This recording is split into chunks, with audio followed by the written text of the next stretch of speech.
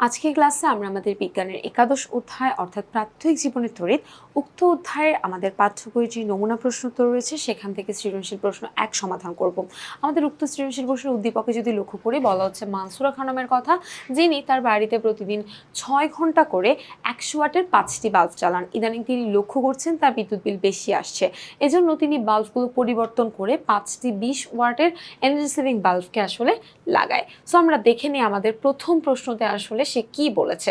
আমাদের প্রথম প্রশ্নতে বলছে যে তড়িৎ ক্ষমতাটা আসলে কি। তাহলে আমাদের কোনো তড়িৎ যন্ত্র প্রতি সেকেন্ডে মানে 1 সেকেন্ডে যতটুকু তড়িৎ শক্তি ব্যয় করে কিংবা সেই তড়িৎ শক্তিকে অন্য কোনো শক্তিতে যেমন তাপ শক্তি, আলো শক্তি, যান্ত্রিক শক্তি এই ধরনের শক্তিতে রূপান্তরিত করে তাকে বেসিক্যালি তড়িৎ ক্ষমতা বলা হয়। পরবর্তী প্রশ্নতে যদি যাই, আমাদের দ্বিতীয় প্রশ্নতে বলছে একটি কেটলির গায়ে 220 ভোল্ট 50 ওয়াট, এই কথাটার লেখার আসলে অর্থটা কি। তাহলে এই কথার লেখার আসলে অর্থ কি বলতো। একটা কেটলির গায়ে 220 ভোল্ট 50 ওয়াট লেখা থাকলে আসলে এটা বোঝায় যে যদি আমরা ওই কেটলিটাকে আমাদের যে বিভব পার্থক্য থাকে তারের, সেই বিভব পার্থক্যের মধ্যে 220 ভোল্ট বিভব পার্থক্যের মধ্যে বাল্বটাকে সংযুক্ত করতে পারি, তাহলে এটা সব থেকে বেশি পরিমাণ যে উজ্জ্বলতা, সেই উজ্জ্বলতায় আসলে জ্বলতে পারবে, আমাদেরকে আলো দিতে পারবে। এবং সে 1 সেকেন্ডে এই 500 ওয়াট লেখা ছিল না, সো 500 জুল শক্তিকে মানে তড়িৎ শক্তিকে সে হলো তাপ শক্তিতে এবং আলোক শক্তিতে সে রূপান্তরিত করবে। সো লেখাটা বলতে অ্যাকচুয়ালি এটা বোঝাচ্ছে। পরবর্তী প্রশ্নতে চলে যাব, বলা হচ্ছে যে প্রতি ইউনিট বিদ্যুতের মূল্য যদি 5 টাকা হয়, পূর্বে মানসুরা খানমের আসলে কত টাকা বিদ্যুৎ বিল আসতো। তাহলে আমরা একটু দেখে নিই, বিদ্যুৎ বিল যেহেতু মাসে হিসাব করে তাই আমরা ম্যাথসটা মান্থলি করব। যেহেতু স্পেসিফিকলি মাস উল্লেখ করে দেয় নাই তাই আমরা ধরে নিব 1 মাস সমান সমান 30 দিন, অর্থাৎ 30 দিন হিসাব করে আমরা ক্যালকুলেশনটা করব। সো আমাদের এখানে দেখো বলছে যে মানসুরা খানম তার বাড়িতে শুরুতে প্রথমের কথা বললো না যে প্রতিদিন 6 ঘন্টা করে 100 ওয়াটের 5টি বাল্ব চালান। তাহলে আমরা আগে ম্যাথটা স্টার্ট করে দিই, ঠিক আছে। সো আমাদের দেখো গ নাম্বার যদি স্টার্ট করি, আমরা প্রথমে দেখলাম যে তার আসলে যে বাল্ব, সেই বাল্বের ক্ষমতা কতটুকু। বাল্বের ক্ষমতাকে আমরা হলো পি দ্বারা প্রকাশ করব। সো লিখে দিই বাল্বের ক্ষমতা পি ইকুয়াল টু 100 ওয়াটের 6টা বাল্ব চালান, তাহলে 100 ইন্টু 6 দিয়ে 100কে যদি আমরা গুণ করি কত হবে, 600 ওয়াট হবে। এবং তারপরে দেখো আমরা হলো সময়টা দেখি, সে প্রতিদিন কতক্ষণ করে চালাচ্ছিল, 6 ঘন্টা করে চালাচ্ছিল। তাহলে 1 মাস সমান সমান হলো 30 দিন, তাহলে 3 6 কত 18, তার মানে 180 ওয়াট হলো গিয়ে আমাদের সময়। এবার আমরা দেখি এই যে সে হলো গিয়ে 600 বাল্বকে 180, সরি এটা ওয়াট না, এটা হচ্ছে আওয়ার্স হবে, মানে ঘন্টা হবে, ঠিক আছে। তাহলে এত ঘন্টা যে সে চালাচ্ছে, এতে করে সে আসলে কতটুকু শক্তি ব্যয় করতেছে সেটা আমরা একটু বের করে নিই। যে সুতরাং ব্যয়িত শক্তিকে ডাব্লিউ দ্বারা প্রকাশ করা হয়। সো ব্যয়িত শক্তি W is equal to PT divided by 1000। তাহলে আমার পি এর মান হলো গিয়ে কত, পি এর মান হলো 600 ইন্টু টি এর মান আছে আমার 180 ডিভাইডেড বাই 1000। তাহলে আমরা যদি একটু কাটাকাটি করে ক্যালকুলেশন করে ফেলি, তাহলে 6 8 48 8 হাতে 4, 6 কে 4 4 10, তাহলে 108 ইউনিট শক্তি আসলে সে ব্যয় করে ফেলে, ঠিক আছে। এত ইউনিট শক্তি সে হচ্ছে কি করে, ব্যয় করে। এইবার আসি আমাদের ছয়টা, সরি আমি মনে হয় একটু ভুল করছি, 1 সেকেন্ড, আচ্ছা একটু মিস্টেক হয়েছে। আমি এখানে কোয়েশ্চেনে ছিল 100 ওয়াটের 5টা বাল্ব, আমরা এখানে দেখো 100 ওয়াটের কয়টা বাল্ব লিখছি বলো তো, 100 ওয়াটের 6টা বাল্ব লিখছি না, তাহলে এখানে 100 ওয়াটের 5টা বাল্ব হবে, তাহলে এটা হবে 500। আমাদের এখানে ক্যালকুলেশনটা একটু চেঞ্জ করতে হবে। তাহলে এখানে আমাদের কত পেলাম আমরা, 500 ইন্টু এখানে ছিল আমার 180, তাহলে 500 ইন্টু 180 ডিভাইডেড বাই 1000, তাহলে 0 0 কাটা 0 0 কাটা 0 0 কাটা। এবার গুণ করি, 5 8 40 0, হাতে 4, 5 কে 5 4 9, তাহলে 90 ইউনিট শক্তি আসলে সে এখানে ব্যয় করে। এবার আমার গ নাম্বারের মধ্যে 1 ইউনিট বিদ্যুতের মূল্য দেওয়া ছিল 5 টাকা, তাহলে আমরা লিখি যে আমাদের 1 ইউনিট বিদ্যুতের মূল্য, 1 ইউনিট বিদ্যুতের মূল্য কত টাকা বলো তো, 5 টাকা।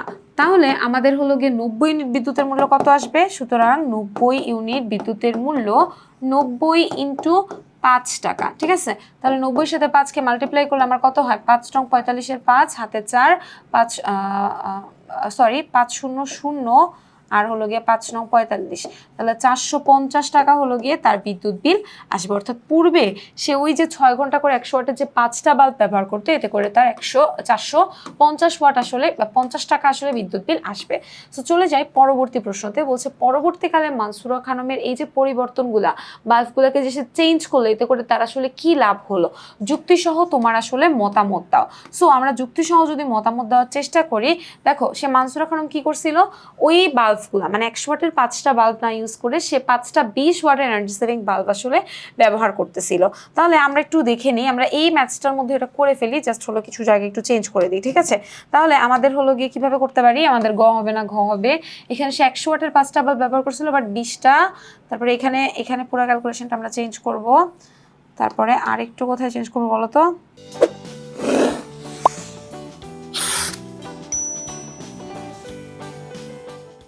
আচ্ছা, আমরা হলো গিয়ে আমাদের ঘ নাম্বার ম্যাথসটা নতুন করেই করি, কোনো সমস্যা নাই।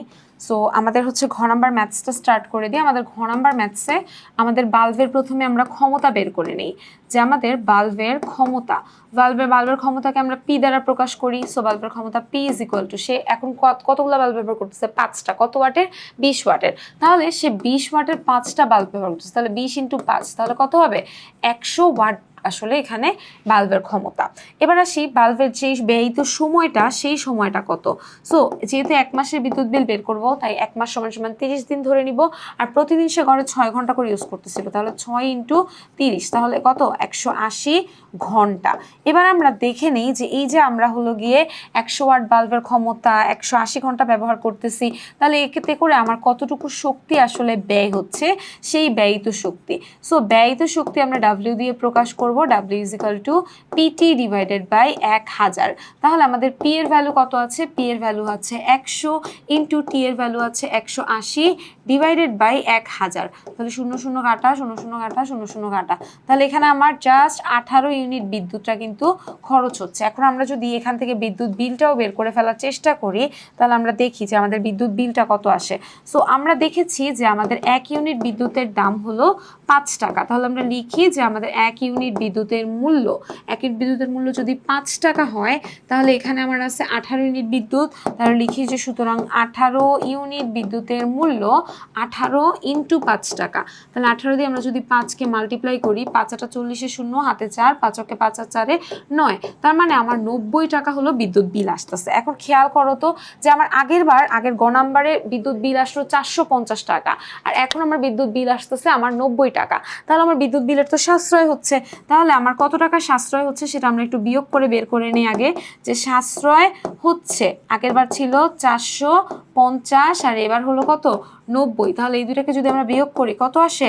360 টাকা। আমরা যদি এটাকে পার্সেন্টেজে বের করতে যাই যে কত পার্সেন্ট বিদ্যুৎ আসলে সাশ্রয় হচ্ছে, তাহলে এখানেই করে ফেলি যে এখানে আমার কতটুকু সাশ্রয় হয়? 360 টাকা সাশ্রয় হয়। কত টাকার মধ্যে? আগের বার কত লাগছে? 450 টাকা লাগছে। তাহলে 450 দিয়ে আমরা ভাগ করব, আর পার্সেন্টেজ করার জন্য তো ডেফিনেটলি 100% আমাদেরকে করতেই হবে। এবার এটা যদি আমরা ক্যালকুলেশন করে দিই, আমরা একটু দেখি যে আমাদের কত আসে, যে 3600 / 45। তাহলে 3600কে যদি আমরা 45 দিয়ে ভাগ করি, তাহলে আমাদের ভ্যালু আসার কথা হলো 80। তার মানে আমাদের 80% বিদ্যুৎ কিন্তু সাশ্রয় হয়ে যাচ্ছে। অর্থাৎ আমরা যদি 100 ওয়াটের 5টি বাল্ব ব্যবহার করার পরিবর্তে 20 ওয়াটের 5টি এনার্জি সেভিং বাল্ব ব্যবহার করি, তাহলে কিন্তু আমাদের বিদ্যুৎ বিলটা 80% অলমোস্ট সাশ্রয় হয়ে যাচ্ছে। আশা করি এই সৃজনশীল প্রশ্নটি সকলে খুব ভালো করে বুঝতে পেরেছো। পরবর্তী আবারও একটি পর্বে সকলের সঙ্গে দেখা হয়ে যাবে। সবাইকে আল্লাহ হাফেজ।